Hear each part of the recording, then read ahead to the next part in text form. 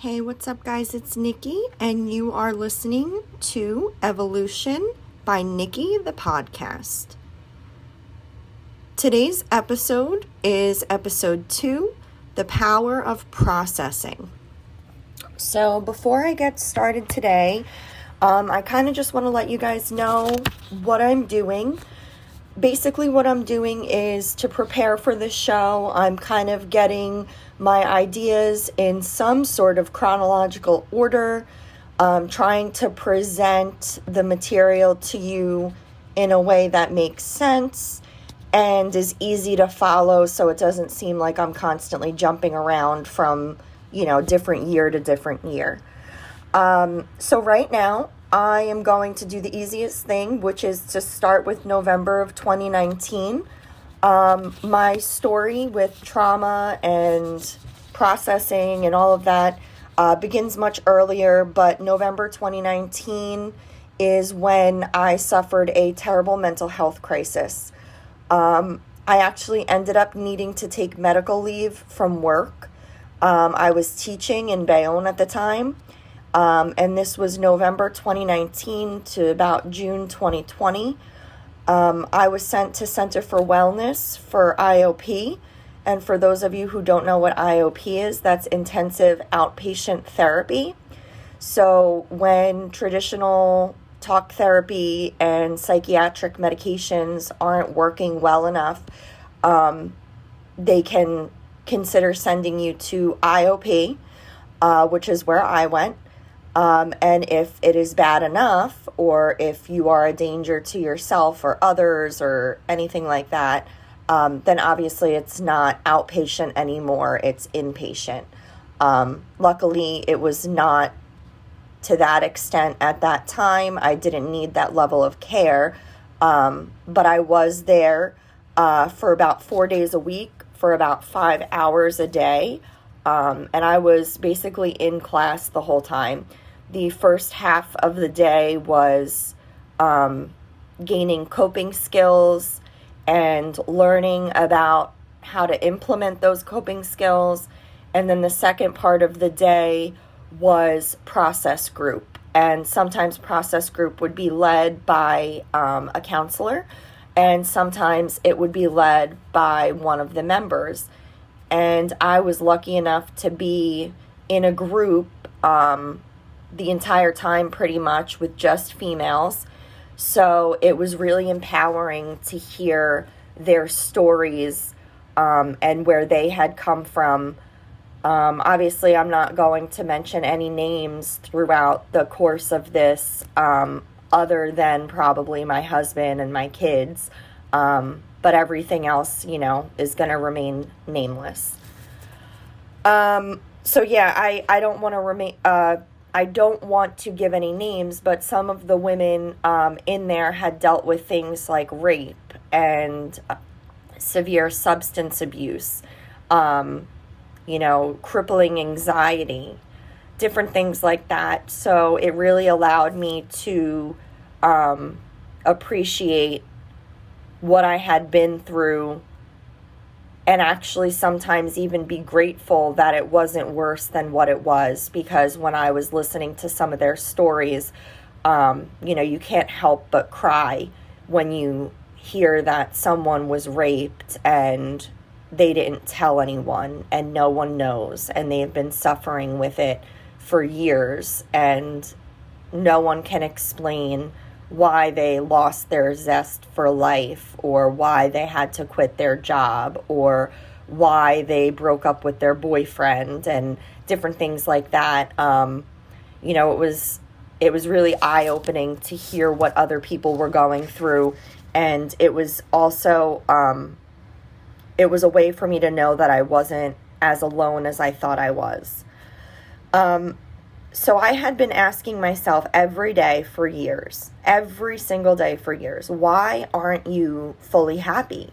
Like, why is this not enough for you? I would say to myself, you have everything you ever wanted. You have a home, you have a job, you have a beautiful and healthy family. So I kept asking myself, why am I so hopelessly depressed? None of it made sense. None of it made sense. until I learned about trauma. Trauma does some unimaginable things to your mind and to your body. Some of the things you don't even realize until it's too late, which is what happened in my case. Over the course of a few months leading up to November 2019, I really did start to give up.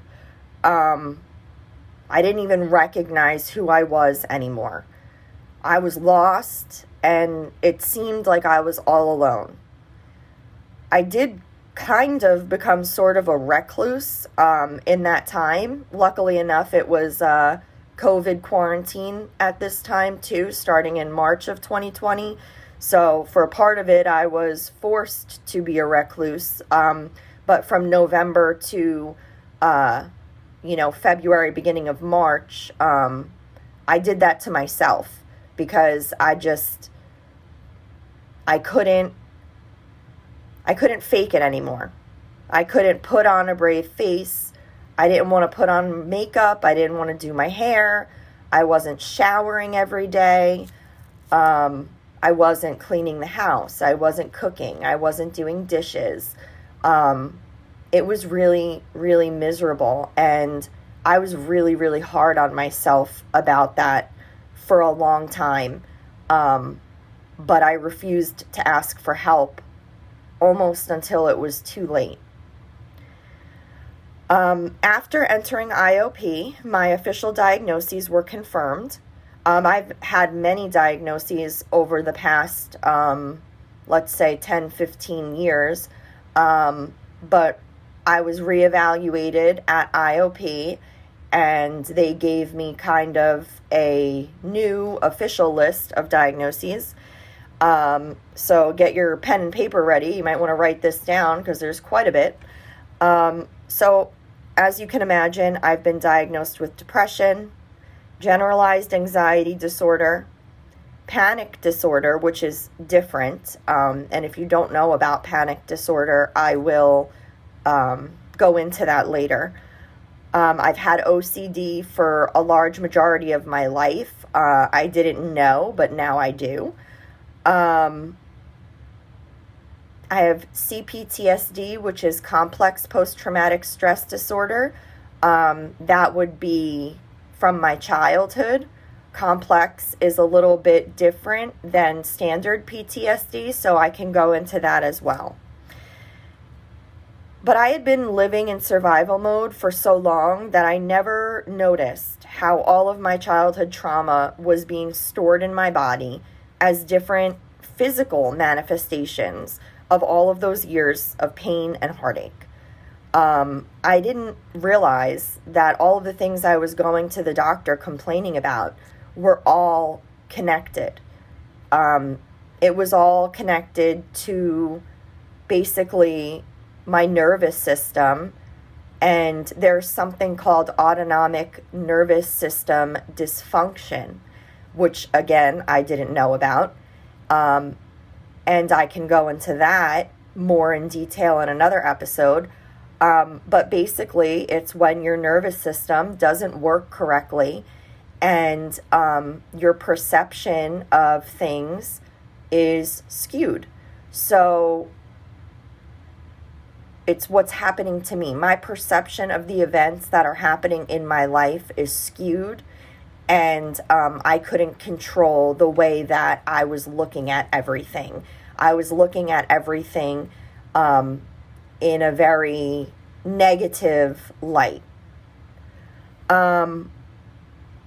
So some examples of things that I was going through were extreme fatigue.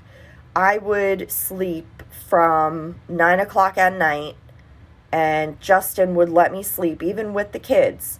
He would let me sleep for hours in the morning, like hours after he woke up. The kids would wake up at 7 o'clock in the morning, and he'd let me sleep until 11, and I'd wake up, and I was never well rested. I woke up and I looked like death. I felt like death, and all I wanted to do was cry. I also had intense brain fog.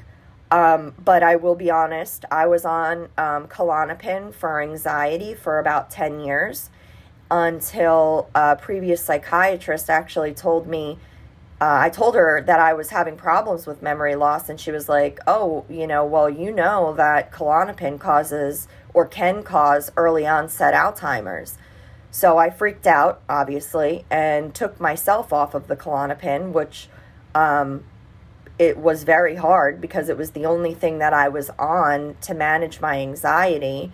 So as you can imagine, after I went off of Klonopin, my anxiety kind of went out of control, but I refused to go back on Xanax, which, again, I will explain some of these things and these decisions in later episodes. Things like low sex drive, which people don't like to talk about that. Nobody wants to talk about their sex life.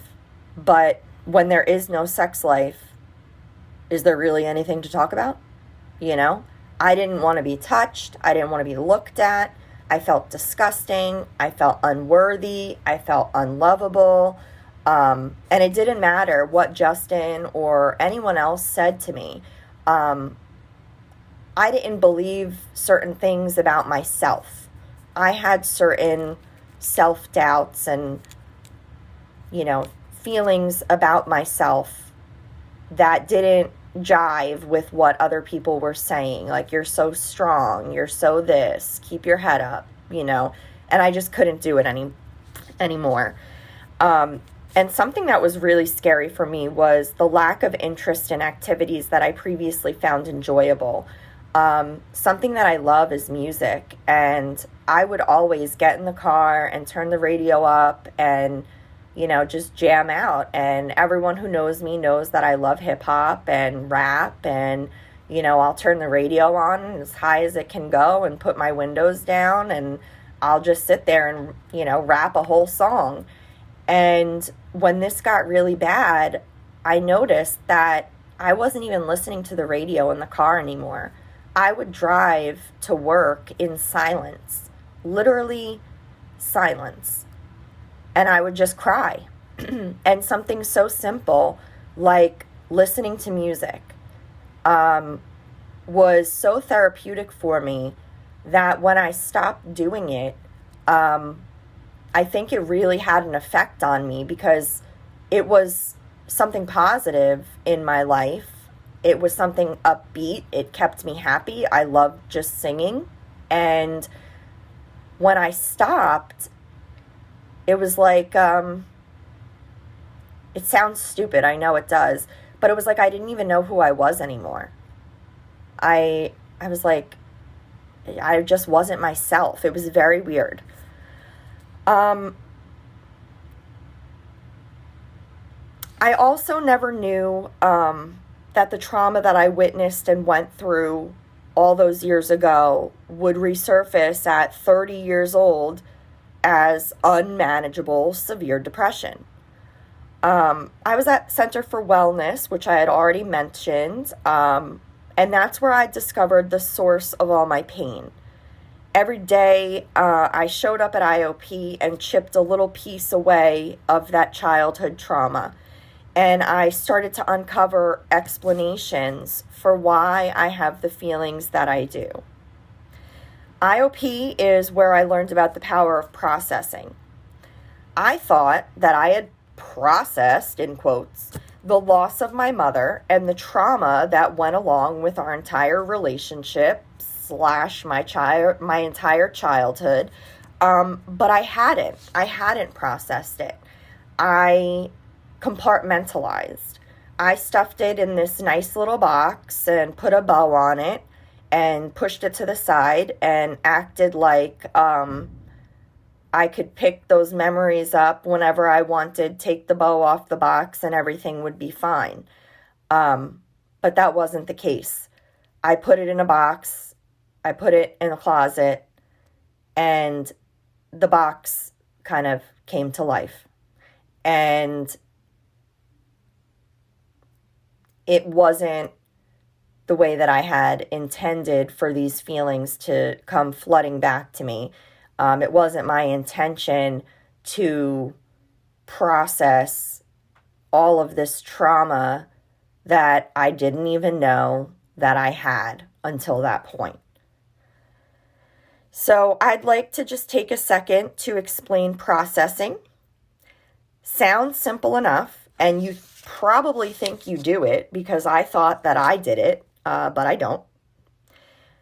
Processing is when you really take the time to think about the rationale and motivations behind the decisions you make, and also behind the causation of your feelings. So let me tell you what you need to ask yourself when you're trying to process. The most important thing that you need to ask yourself when trying to process feelings is, what feelings did this evoke in me? So you want to name and describe that feeling. Is it sadness? Is it worry? Is it fear? Is it anger? And you'd be surprised how many times you say anger. And I didn't know, but my anxiety was causing me to be a very angry and irritable person. And I'm going to explain that in a later episode because that is related to, which I didn't know, my OCD. So you have to ask yourself, what feelings did this evoke in me? You're going to name and describe that feeling. And then you have to ask yourself, what do I associate with these feelings? What does this feeling, situation, person, place, thing, what does it remind me of that's causing me to, 1, be depressed, or 2, be anxious? Those are the 2 most common things that you're going to need to ask yourself, right? Are you depressed? Are you anxious? And why?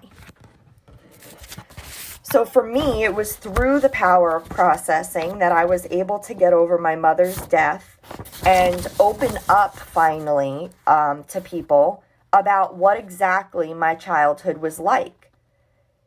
And honestly, when I first started opening up to people many years ago, many years ago, no one could believe the things that I was telling them. A lot of people, family, friends, my mom's old clients, which in case you didn't know, my mom was a hairdresser for many years. She was very successful, had a lot of who she referred to as important clients in Bayonne. But nobody could believe what my life was really like underneath that exterior. I guess my mom and I were both skilled pretenders because no one suspected a thing. I'm going to leave you there for now. And we are going to dive in next time to exactly who my mom was and the first thing that I was able to process at IOP, the very first thing. Stay tuned because you don't want to miss a thing. Yours in health and wellness, Nikki.